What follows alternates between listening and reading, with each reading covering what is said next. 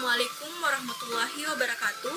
Perkenalkan, nama saya Umi Kalsum Alimuddin, MTM 091-058-041-9028, kelas A, semester 6, Prodi Administrasi Publik, Fakultas Ilmu Sosial dan Ilmu Politik, Universitas Muhammadiyah Sidenreng Rapa. Pada kesempatan kali ini, saya akan menjelaskan beberapa hal terkait mata kuliah Teori-Teori Administrasi dengan dosen pengampu Bapak Haji Irwan, SIP, MAP. Adapun topik pembahasan pada pertemuan kali ini yaitu 1. Kerangka teori, 2. Bentuk teori, 3. Fungsi teori, 4. Proses lahirnya teori. Kerangka teori.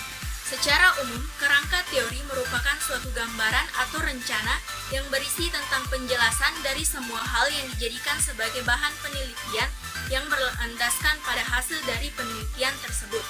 Secara garis besar, isi dari kerangka teori adalah hubungan antara dua variabel atau lebih yang ada di dalam kegiatan penelitian, sehingga peneliti memiliki kewajiban untuk menentukan semua variabel dan merumuskan hubungan antara semua variabel tersebut. Bentuk teori. Dalam proposal penelitian, peneliti menegaskan teorinya dalam beberapa bentuk, seperti hipotesis, pernyataan logika jika maka, atau bentuk visual. Pertama, peneliti menegaskan teori dalam bentuk hipotesis-hipotesis yang saling berhubungan.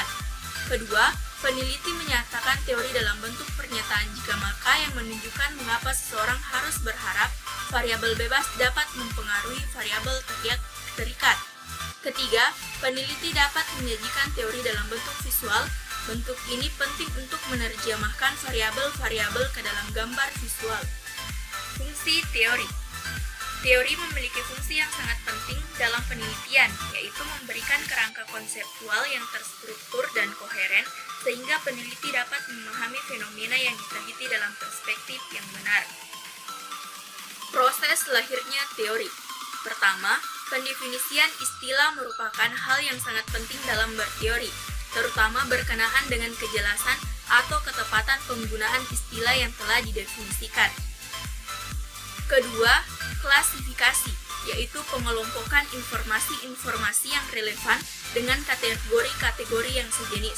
Klasifikasi juga merupakan pengelompokan fakta dan generalisasi ke dalam kelompok-kelompok yang homogen, tetapi tidak menjelaskan interaksi antara kelompok atau interaksi antara fakta dengan generalisasi dalam suatu kelompok.